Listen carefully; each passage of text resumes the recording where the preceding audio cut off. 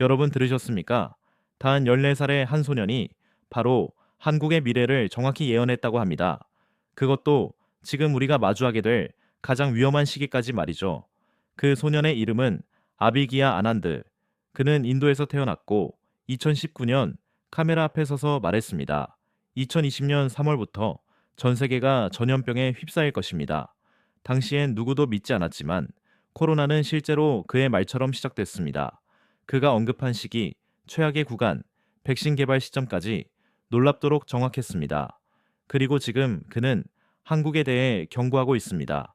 그의 말에 따르면 우리가 살고 있는 이 시기, 2025년 말부터 2026년 초, 한국은 역사상 가장 특별하고도 위험한 순간을 맞이하게 될 것이라고 합니다.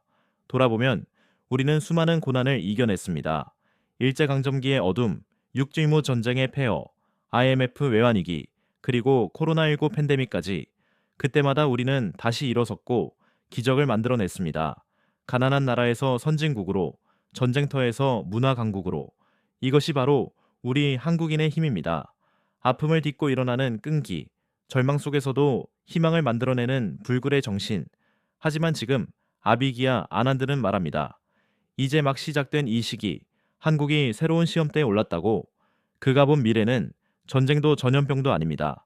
그보다 더 깊고 더 위험한 내부의 충돌입니다. 권력을 둘러싼 두 세력의 거센 충돌, 그리고 그 충돌은 악과 악의 싸움이라고 그는 말합니다.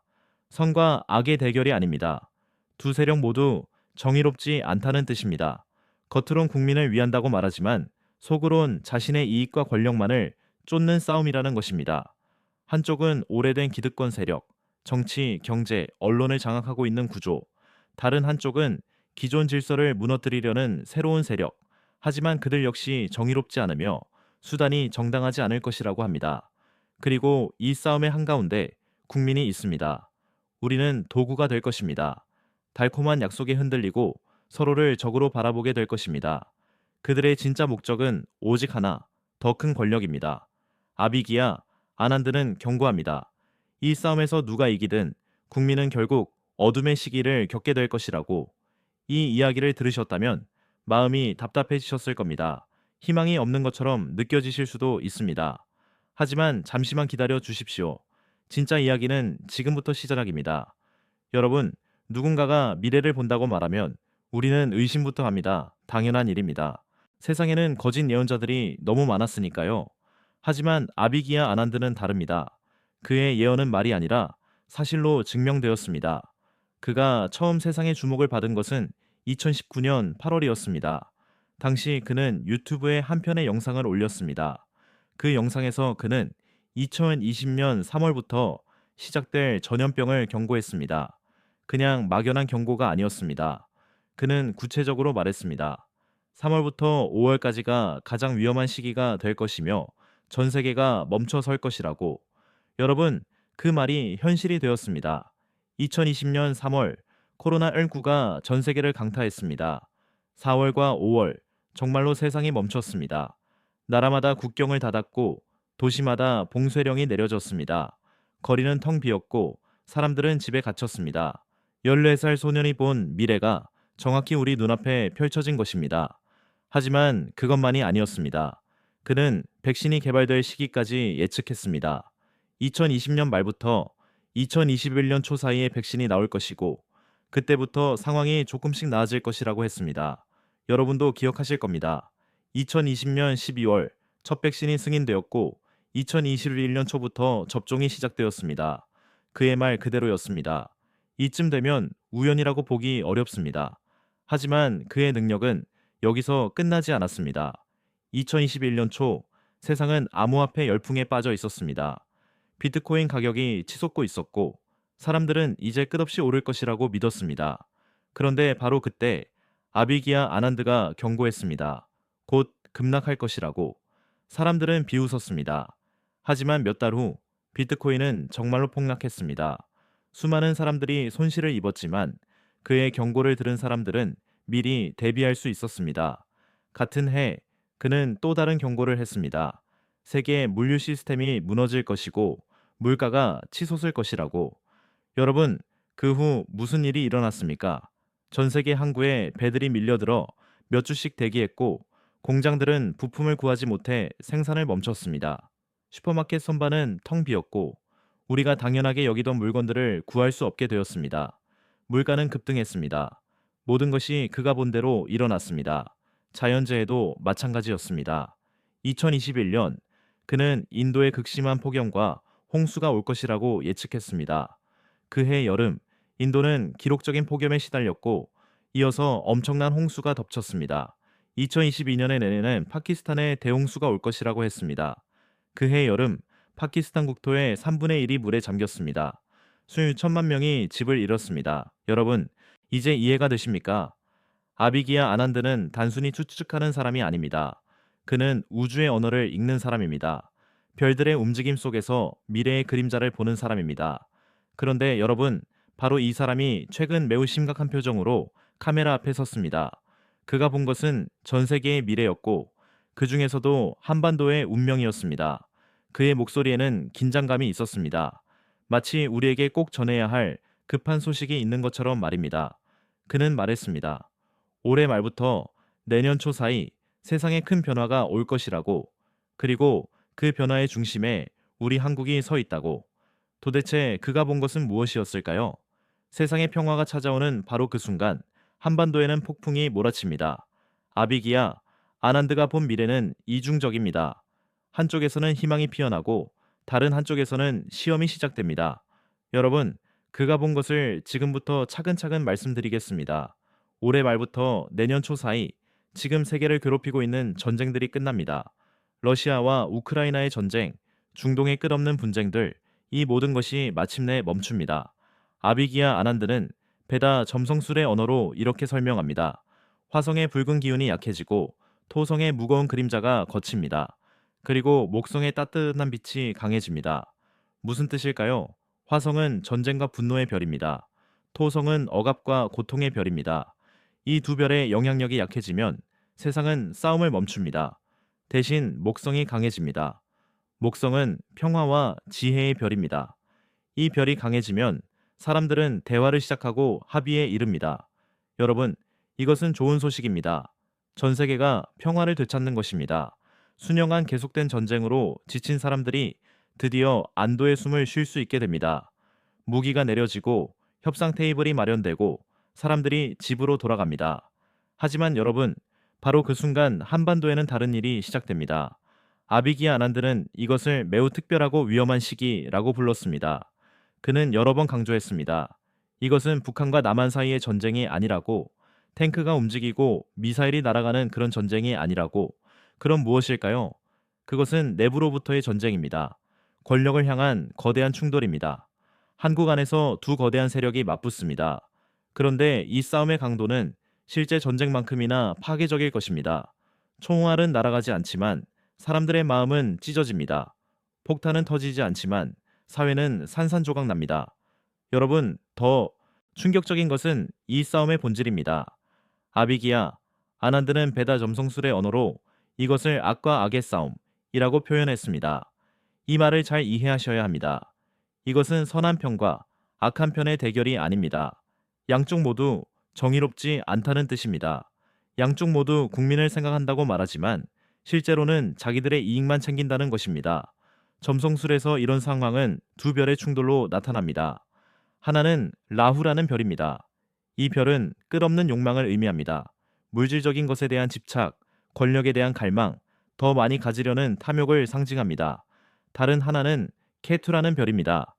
이 별은 파괴적인 변화를 의미합니다. 기존의 것을 무너뜨리려는 충동, 질서를 깨뜨리려는 욕구를 나타냅니다. 이 두 별이 충돌할 때 그 사이에 낀 사람들이 고통받습니다. 한쪽은 깊이 뿌리내린 기존 세력입니다. 정치권, 경제계, 언론계, 곳곳에 자리 잡은 사람들입니다. 그들은 자신들이 쌓아온 권력과 부를 지키려고 합니다.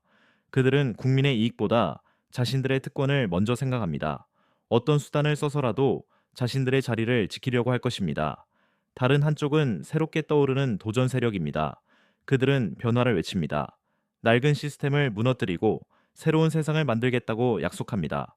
하지만 그들도 깨끗하지 않습니다.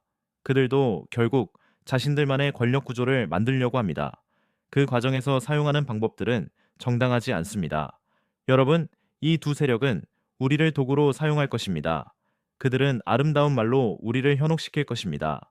민주주의를 지킨다고, 정의를 세운다고, 국민을 위한다고 말할 것입니다. 하지만 실제로는 우리의 분노를 이용하고 우리의 두려움을 부추기고 우리를 서로 적으로 만들 것입니다. 그들의 진짜 목표는 오직 하나, 자신들의 권력을 키우는 것입니다. 아비기야, 아난드는 경고합니다. 이 싸움에서 누가 이기든 우리 국민은 어둠의 시기를 겪게 될 것이라고. 왜냐하면 양쪽 모두 진정으로 국민을 위하는 세력이 아니기 때문입니다. 지금쯤 이런 생각이 드실 겁니다. 도대체 이 두 세력은 누구인가? 구체적으로 어떤 사람들이고 어떤 방식으로 싸우는가? 아비기야 아난드는 이 질문에 대해서도 답을 주었습니다. 그는 단순히 악과 악의 싸움이라고만 말하지 않았습니다. 그는 이 두 세력의 정체를 하나하나 들여다보았습니다. 그들이 어떤 사람들인지, 무엇을 원하는지, 어떤 방법을 사용할 것인지를 말입니다. 여러분, 이제 그 두 얼굴을 자세히 들여다봐야 합니다. 우리가 맞서게 될 적의 정체를 알아야 대비할 수 있습니다. 그들이 우리에게 어떤 말을 할 것인지, 어떻게 우리를 이용할 것인지를 미리 알아야 속지 않을 수 있습니다. 첫 번째 세력을 먼저 보겠습니다. 이들은 오랜 시간 동안 뿌리를 내린 사람들입니다. 정치권 깊숙한 곳에 자리 잡고 있고 경제계 곳곳에 영향력을 뻗치고 있으며 언론을 통해 여론을 움직입니다. 그들은 수십 년 동안 쌓아온 네트워크를 가지고 있습니다. 서로를 보호하고 서로의 이익을 지켜주는 거대한 그물망 같은 연결고리 말입니다. 이들의 목표는 명확합니다. 지금 가진 것을 지키는 것입니다. 자신들의 자리, 자신들의 부, 자신들의 영향력을 유지하는 것입니다. 그들은 변화를 두려워합니다. 왜냐하면 변화는 그들의 특권을 위협하기 때문입니다. 그래서 그들은 모든 수단을 동원합니다. 법을 자신들에게 유리하게 만들고 제도를 자신들의 이익을 보호하는 방향으로 설계합니다. 국민의 이익이 걸린 문제도 자신들의 손해가 된다면 반대합니다. 그들에게 공공의 선보다 중요한 것은 자신들의 기득권입니다. 겉으로는 안정을 말하고 질서를 강조합니다. 하지만 그 안정과 질서는 사실 자신들의 권력을 유지하기 위한 도구일 뿐입니다. 이제 두 번째 세력을 봅시다. 이들은 새롭게 떠오르는 힘입니다. 기존 시스템, 밖에서 자라난 사람들 혹은 시스템 안에 있었지만 중심부로 들어가지 못했던 사람들입니다. 그들은 변화를 외칩니다. 낡은 구조를 무너뜨리고 새로운 세상을 만들겠다고 약속합니다. 그들의 말은 매력적입니다. 부패를 척결하겠다고 합니다. 불공정한 시스템을 바로잡겠다고 합니다. 국민을 위한 정치를 하겠다고 합니다. 젊은 세대와 변화를 바라는 사람들이 그들에게 희망을 겁니다. 하지만 그들도 깨끗하지 않습니다. 그들이 기존 세력을 공격하는 이유는 정의를 세우기 위해서가 아닙니다. 자신들이 그 자리를 차지하기 위해서입니다. 그들도 권력을 원합니다. 그들도 부를 원합니다.